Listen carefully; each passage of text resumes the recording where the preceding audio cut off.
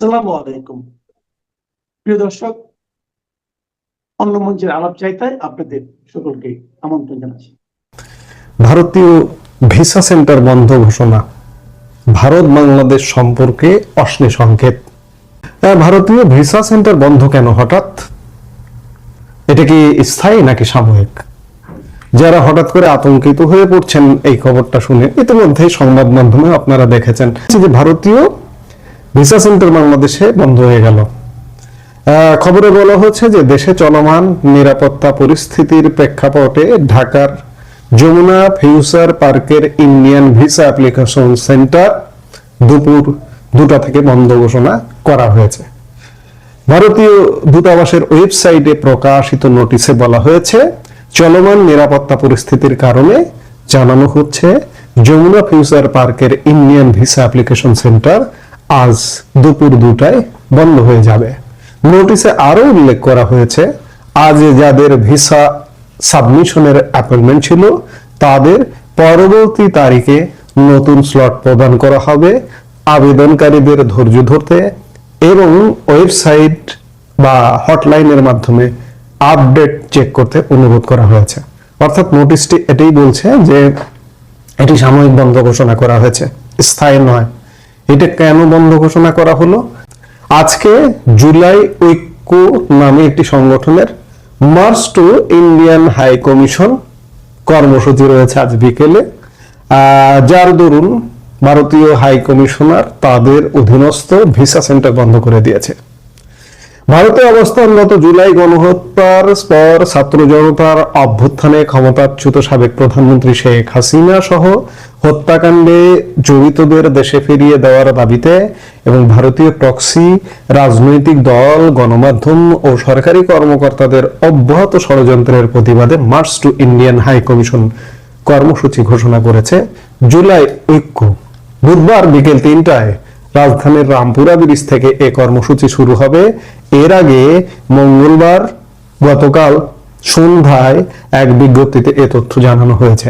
এতে বলা হয়, বুধবারের কর্মসূচিতে দেশপ্রেমিক বাংলাদেশপন্থী সাবেক সেনা কর্মকর্তাদের একটি অংশ, ডাকসু ও জাকসুর একাধিক নেতা, বিশ্ববিদ্যালয়, কলেজ, মাদ্রাসা ও স্কুলের শিক্ষার্থী সহ বিভিন্ন শ্রেণী পেশার মানুষ অংশ নেবেন। মার্চ টু ভারতীয় দূতাবাস বা ভারতীয় হাই কমিশন। ভারতীয় দূতাবাস বা ভারতীয় হাই কমিশন কোথায় অবস্থিত? পার্ক রোড, বারিধারা, গুলশান থানার অধীনস্থ বারিধারা। আর ভিসা সেন্টারটা কোথায় অবস্থিত? যমুনা ফিউচার পার্কে। যমুনা ফিউচার পার্কে ভিসা সেন্টার বন্ধ করে দিল। ভারতীয় হাই কমিশনটি বন্ধ করেছে, তারাও বন্ধ এক প্রকার। আজকে মনে হচ্ছে এটা সাময়িক বন্ধ, কিন্তু এটা যদি কদিন পরে শোনেন যে স্থায়ী ভারতীয় দূতাবাস বাংলাদেশ থেকে স্থায়ীভাবে বন্ধ হয়ে গেছে, তাহলে কি অবাক হবেন? আমি কিন্তু অবাক হচ্ছি না, কারণ সত্যিকার অর্থে ভারত বাংলাদেশ সম্পর্ক একদম চূড়ান্ত বিচারে এক অশনি সংকেত দেখছি আমি। এবং আজকে আরো একটি খবর আছে, বাংলাদেশের হাই কমিশনার নয়াদিল্লিস্থ বাংলাদেশের যিনি প্রতিনিধি আছেন রিয়াজ হামিদুল্লাহ, সেই রিয়াজ হামিদুল্লাহকে আজকে পররাষ্ট্র মন্ত্রণালয়, ভারতের পররাষ্ট্র মন্ত্রণালয় তলব করেছে। গত 15 ডিসেম্বর বাংলাদেশে ভারতীয় হাই কমিশনার প্রণয় ভার্মাকে বাংলাদেশ পররাষ্ট্র মন্ত্রণালয় তলব করেছিল। ঠিক তেমনি আজকে রিয়াজ হামিদুল্লাহ, বাংলাদেশের যিনি প্রতিনিধি, তাকে তলব করেছে। অর্থাৎ তলব পাল্টা তলব চলছে এবং বাংলাদেশ থেকে প্রতিনিয়ত উস্কানি চলছে। আপনারা দেখতেই পাচ্ছেন, এগুলো আরো নতুন করে আমরাও কথা বলছি দু একদিন যাবতীয়। ভারত থেকে উস্কানিমূলক তেমন কোনো কথাবার্তা কি শুনেছেন ভাই? আপনি ধর্ম করেন, কর্ম করেন, আপনি আপনার বুকে হাত দিয়ে বলতে পারবেন যে এখন পর্যন্ত আসলে চূড়ান্ত বিচারে ভারত থেকে কোনো ধরনের উস্কানিমূলক বক্তব্য, হামলা, আক্রমণ কোনো কিছু শুনেছেন? শোনেননি। কিন্তু আমরা আমাদের এই বাংলাদেশ থেকে গত 1.5 বছরে আমরা নিজেরা উস্কানি দিচ্ছি প্রতিনিয়ত, এবং সাম্প্রতিক কয়েকদিনে আরো দেখলেন নানা রকম উস্কানি। এই যে আর্মি অফিসারদের কথা বলা হচ্ছে, এই কর্মসূচিতে রিটায়ার্ড আর্মি অফিসাররা অংশগ্রহণ করবেন। আর্মি অফিসাররা প্রতিনিয়ত উস্কানি দেন, সরকার নিজে উস্কানি দেয়। ইউনূস সরকারের প্রধান ডক্টর ইউনূস সাহেবও ভারতকে উস্কানি দিয়েই ক্ষমতায় এসছেন। মানে সবকিছু মিলে একটা অস্বস্তিকর অবস্থা। আবার আজকে একটা নতুন খবর, ওই যে মুখে বলে যে ভারতের 7 রাজ্যকে আলাদা করে দেবে, এই খবরের বাস্তবায়নের একটা আলামত ভারতের গোয়েন্দা সূত্র থেকে খবর যে ভারতের বিচ্ছিন্নতাবাদীদের অন্যতম প্রধান নেতা পরেশ বড়ুয়া এই মুহূর্তে ঢাকায় অবস্থান করছেন, এবং ঢাকায় বাংলাদেশের তিনি সাজাপ্রাপ্ত আসামি।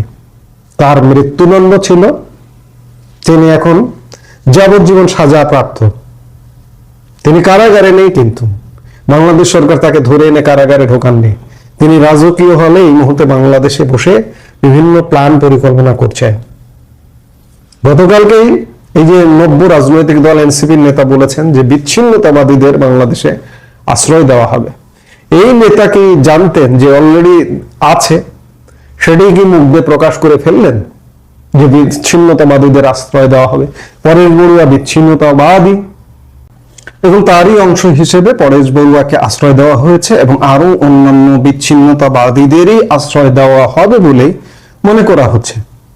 এবং আজকে রিয়াজ হামিদুল্লাহকে ডাকবার বা তলব করবার অন্যতম কারণ হতে পারে এই যে 7 রাজ্যকে বিচ্ছিন্ন করে দেবার কথা, কিংবা ভারতীয় দূতাবাস অভিমুখে লং মার্চ, ভারতীয় ভিসা সেন্টার বন্ধ ইত্যাদির প্রেক্ষিতে এই তলবটা হতে পারে। এই যে 7 রাজ্যকে বিচ্ছিন্ন করে দেবার বাংলাদেশের দাবি বা বাংলাদেশের বক্তব্যের প্রেক্ষিতে আসামের মুখ্যমন্ত্রী হিমন্ত বিশ্ব শর্মাও কিন্তু হুঙ্কার দিয়েছেন গত পরশু। সবকিছু মিলিয়ে ভারত এবং বাংলাদেশ সম্পর্কে আমি আসলে অশনি সংকেত দেখছি, এবং আগামী জাতীয় সংসদ নির্বাচন মাত্র কয়েকদিন পরে হবার একটা সম্ভাবনা দেখা দিয়েছে। এই নির্বাচনের আগেই হয়তো সম্পর্ক ছিন্ন হয়ে যেতে পারে। যদি হয়ে যায়, অবাক হবার কিছু থাকবে না, কারণ দিনকে দিন যেভাবে উত্তেজনা বাড়ছে তাতে আমি অবাক হব না হঠাৎ করে যদি ভারত সরকার ঘোষণা করে যে বাংলাদেশ দূতাবাস আমরা বন্ধ করে দিলাম, বাংলাদেশের সাথে যাবতীয় কূটনৈতিক সম্পর্ক ছিন্ন করলাম।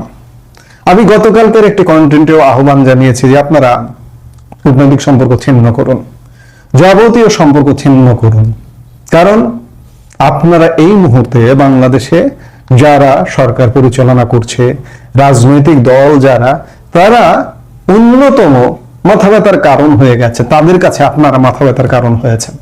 বাংলাদেশকে নিজের মতো চলতে দিন। আজকে বড় পরিতাপের বিষয়, এই যে বিভিন্ন কর্মসূচি দেখুন, জুলাই ঐক্য দূতাবাস অভিমুখে কর্মসূচি দিয়েছে, ইনকিলাব মঞ্চ, এবি পার্টি, এটা সেটা বিভিন্ন নামে, এই যে ভুইফোর সংগঠন। আমি 1 বছর আগে এই ধরনের কোন সংগঠনের নাম শুনিনি, ইনকিলাব মঞ্চ নাম শুনিনি, জুলাই ঐক্য নামে সংগঠনের নাম শুনিনি। জুলাই ঐক্য সম্ভবত গতকালকে তাদের প্রথম প্রতিষ্ঠা বার্ষিকী করেছে। এরা কারা আসলে? এদেরকে বলা হচ্ছে যে ছাত্র জনতা, ডাকসু জাকসু ইত্যাদি, তারা অংশগ্রহণ করবেন। এই জুলাই ঐক্য বলুন, ইনকিলাব মঞ্চ বলুন, সবই জামাত শিবিরের এক একটা পার্ট। ডাকসু জাকসু কাদের দখলে? জামাত শিবিরের দখলে।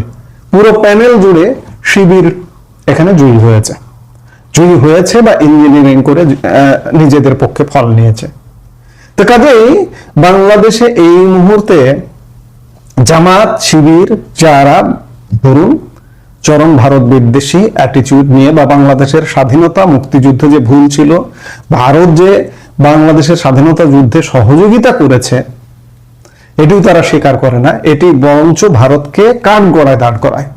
এমনকি খেয়াল করেছেন আপনারা নিশ্চয়ই যে গতকালকে বাংলাদেশের প্রধান উপদেষ্টা জাতির উদ্দেশ্যে ভাষণ দিয়েছেন। সেই ভাষণে একটি শব্দ খরচ করেননি যে ভারতের প্রতি কৃতজ্ঞতা প্রকাশ করেননি যে ভারতের জন্য আজকে আমরা স্বাধীনতা অর্জন করেছি। কাজে যেটি বলছি যে সত্যিকার অর্থে আমি ভারত বাংলাদেশ সম্পর্কের ক্ষেত্রে অশনি সংকেত দেখছি। যে কোনো সময় ভারত বাংলাদেশ সম্পর্ক পুরোপুরি লক হয়ে যেতে পারে। এবং আমি বারবারই বলছি যে লক করে দিন আপনারা, কারণ আপনারা বাংলাদেশের জন্য এই মুহূর্তে অ্যালার্জির কারণ হয়েছেন, মাথা ব্যথার কারণ হয়েছেন। এই ব্যথাটা বন্ধ করুন। বাংলাদেশ একা একা নিজে নিজে চলুক। কূটনৈতিক সম্পর্ক বন্ধ করলে, আপনার দূতাবাস বন্ধ করলে তো অনেক কিছু বন্ধ হয়ে যাবে স্বাভাবিকভাবে। ব্যবসা বাণিজ্য, আপনার আকাশসীমা আমি ব্যবহার করে সারা পৃথিবীতে চলাচল করি, সবই তো বন্ধ হয়ে যাবে। সেগুলো করে দিন, করে দিয়ে একটু বোঝান যে বাংলাদেশ তোমরা কিভাবে চলো। বাংলাদেশ নয়, বাংলাদেশের বেশিরভাগ মানুষ আজকের এই সিচুয়েশনে অস্বস্তিতে। ম্যাক্সিমাম 5 to 10% মানুষ চায় যে ভারতীয় দূতাবাস বাংলাদেশ থেকে বন্ধ হয়ে যাক, ভারতীয় অগ্রাসন নামে ভারতীয় সহযোগিতা বাংলাদেশ থেকে বন্ধ হয়ে যাক। এটা 5 to 10% মানুষ চায়। তাদের জন্য একটু বোঝানো উচিত। হ্যাঁ, হয়তো 90% মানুষের কষ্ট হবে। ওই 90% মানুষই তখন মাঠে নেমে এদেরকে উৎখাত করবে।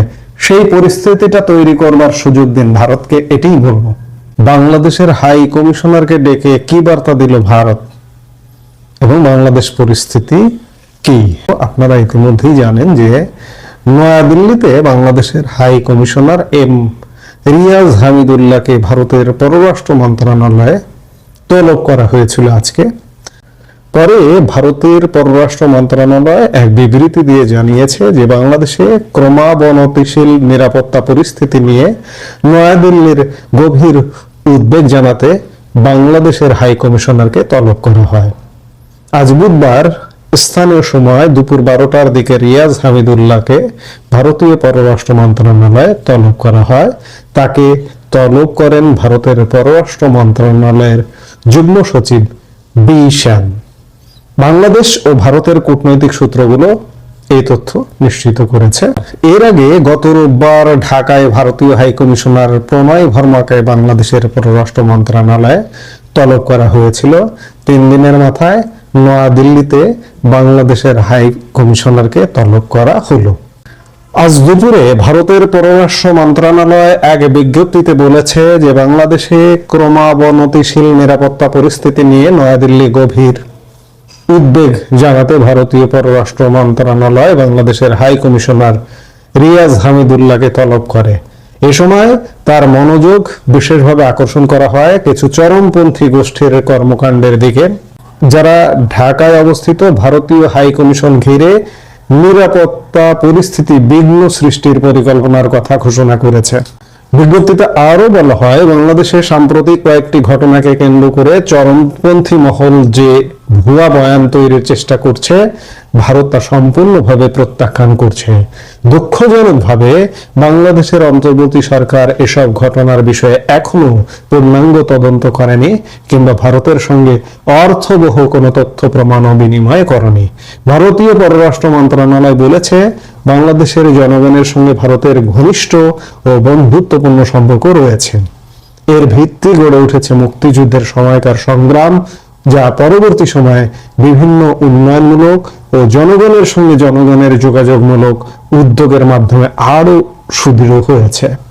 বাংলাদেশে শান্তি ও স্থিতিশীলতার পক্ষে ভারত রয়েছে এবং শান্তিপূর্ণ পরিবেশে অবাধ, সুষ্ঠু, অন্তর্ভুক্তিমূলক ও বিশ্বাসযোগ্য নির্বাচন আয়োজনের আহ্বান জানিয়ে আসছে ভারত। ভারতের পররাষ্ট্র মন্ত্রণালয়ের বিজ্ঞপ্তিতে আরো বলা হয়, কূটনৈতিক বাধ্যবাধকতার আলোকে বাংলাদেশে অবস্থিত বিভিন্ন ভারতীয় মিশন ও পোস্টের নিরাপত্তা নিশ্চিত করবে, এমনটাই অন্তর্বর্তী সরকারের কাছে নয়াদিল্লির প্রত্যাশা। বাংলাদেশের হাই কমিশনারকে ডেকে ভারত যথাযথ প্রতিবাদ জানিয়েছে। এই যে নানা রকম বয়ান, ভারত বিদ্বেষী কথাবার্তা ইত্যাদি, এবং নিরাপত্তা, সবচেয়ে বড় কথা, বাংলাদেশ এখন জঙ্গি কবলিত এবং এই জঙ্গিরাই এই যে জুলাই ঐক্য নামে একটি ব্যানার, এবং ব্যানারে আজকে লং মার্চের ডাক দিয়েছিল। মাঝপথেই সেই লং মার্চটা ভারতীয় থ্রেটে, ভারতীয় হুমকিতে মাঝপথে খুব স্বল্প সময়ের মধ্যেই রাস্তা ক্লিয়ার করে দিয়েছে। ভারত এটি জানিয়ে দিয়েছে যে ভারত যদি নড়াচড়া দেয় তাহলে কিন্তু খবর আছে। জেনেভা কনভেনশন অনুযায়ী বাংলাদেশ ভারতের হাই কমিশনকে নিরাপত্তা দিতে বাধ্য। ভারতের হাই কমিশনের যে মাটি, যে ল্যান্ড এরিয়াটা, যে অফিস স্পেসটা, যে কমপ্লেক্সটা, সেটা কিন্তু শুধু ভারত না, যে কোনো দেশের যে কমপ্লেক্সটা থাকে, মার্কিন দূতাবাস বলুন বা ইন্ডিয়ান হাই কমিশন বলুন, এই দূতাবাস ভূমিটাও কিন্তু সেই দেশের মর্যাদা ভোগ করে এবং ওই দেশের নিরাপত্তা দেওয়ার দায়িত্ব যে দেশে যে দূতাবাস সেই দেশের, জেনেভা কনভেনশন অনুযায়ী। এই রিয়াজ হামিদুল্লাহকে ডেকে ভারত আরেকবার স্মরণ করিয়ে দিয়েছে যে আমাদের নিরাপত্তা দেওয়ার দায়িত্ব তোমাদের, তোমরা যদি আমাদের নিরাপত্তা দিতে ব্যর্থ হও তাহলে কিন্তু এর পরিণাম ভালো হবে না, সোজা কথা। বেলা 12টার মধ্যে আলাপ শেষ হয়ে যায়। আর জুলাই এর কর্মসূচি ছিল বিকেল 3টায়। কর্মসূচিটা টোটাল বানচালও করে দেয়নি, কর্মসূচিটা জাস্ট একটু পথ হাঁটতে দিয়েছে, অর্ধেক রাস্তায় কর্মসূচিটা অফ করে দিয়েছে। আবার বিকেলে বাংলাদেশের পররাষ্ট্র উপদেষ্টা এক সংবাদ সম্মেলনেও কথা বলেছেন এসব নিয়ে, ভারত নিয়ে নানান উঁচু লম্বা কথাবার্তাও বলেছেন। আবার এর মধ্যে সাংবাদিকরা তার দৃষ্টি আকর্ষণ করেছে যে হাসনাত আব্দুল্লাহ ভারতের 7 সিস্টার্সকে আলাদা করে দেওয়ার কথা বলেছে, সেখানকার বিচ্ছিন্নবাদীদের বাংলাদেশে আশ্রয় দেওয়ার কথা বলেছে। পররাষ্ট্র উপদেষ্টা বলেছেন যে হাসনাত আব্দুল্লাহ সরকারের অংশ নয়, তার বক্তব্য সরকারের বক্তব্য নয়। যাই হোক, ভারত বাংলাদেশকে অন্ততপক্ষে বাংলাদেশের হাই কমিশনারকে ডেকে একটা করার থ্রেট দিয়েছে, এতে কোনো সন্দেহ নাই। তবে বাংলাদেশে একটা নির্বাচন হয়ে যেতে দেওয়া উচিত সবার, সব পক্ষের, কারণ এই যে নির্বাচন না হলে পরিস্থিতি আরো খারাপ হবে। একপাক্ষিক নির্বাচন করলে করে ফেলুক, সেটিও করে কতদিন টিকে থাকে সেটিও দেখার বিষয়। কারণ আমরা এই যে বিশেষ করে আমাদের আবেগের জায়গা, অনুভূতির জায়গা, মুক্তিযুদ্ধের প্রশ্নে আবেগের জায়গা, বিজয় দিবস গেল, তার আগে শহীদ বুদ্ধিজীবী দিবস গেল, এই দিবসগুলোতে বিশেষ করে বাংলাদেশের স্বাধীনতা বিরোধী শক্তির যে আস্ফালন আমরা দেখলাম, তাদেরকে যদি বাংলাদেশের মানুষ ভোট দেওয়ার কথা মনে করে, যে ভোট দেবে, দিয়ে দেখুক যে বাংলাদেশ এবং তাদেরকে নিয়ে বাংলাদেশের মানুষ আসলে কতটা শান্তিতে থাকে, এটাও দেখা দরকার। এবং সেই নির্বাচিত সরকার কালেও যদি এরকম ভারত বিদ্বেষী, ভারত বিরোধিতা থাকে, তাহলে বাংলাদেশের পরিণাম কি হতে পারে যারা বিরোধিতা করছেন কল্পনাও করতে পারছেন না। ভারতের বাংলাদেশে যুদ্ধ লাগানো লাগবে না, কোনো হামলা করা লাগবে না, আক্রমণ করা লাগবে না, কিচ্ছু করা লাগবে না। আপনারা মাঝে মাঝে বিভিন্ন গুজব শোনেন যে বাংলাদেশে ড্রোন হামলা হয়েছে, সার্জিক্যাল স্ট্রাইক হয়েছে, ইত্যাদি বিভিন্ন কিছু গুজবগুলো সাধারণত সোশ্যাল মিডিয়া, ফেসবুক, এইসব জায়গা থেকেই ছড়ানো হয়। কখনো কখনো অনেক মানুষ, জানা বোঝা মানুষ এগুলো বিশ্বাস করেন। যাই হোক, এগুলো বিশ্বাসযোগ্যতা নেই, ড্রোন হামলা হয়নি বা হচ্ছে না, এগুলো আসলে আগে হবে না। ড্রোন হামলা টামলা কিছু হবে না, সার্জিক্যাল স্ট্রাইকও কিছু হবে না। ভারতের কাছে অসংখ্য আর্মস আছে বাংলাদেশকে ব্যর্থ করে দেওয়ার জন্য। ভারত যদি এগুলো একটি একটি করে প্রয়োগ করতে শুরু করে, নির্বাচিত সরকারের সময়ও যদি বডি ল্যাঙ্গুয়েজ তাদের কাছ থেকে যদি এমন থাকে, ভারত তো বসে থাকবে না যে তারই একটা প্রতিক্রিয়া কিন্তু আজকে ইতিমধ্যে দিয়েছে। কাজেই বাংলাদেশের অন্তর্বর্তীকালীন সরকার নির্বাচন পর্যন্ত শান্ত থাকবে বলে আমরা প্রত্যাশা করি।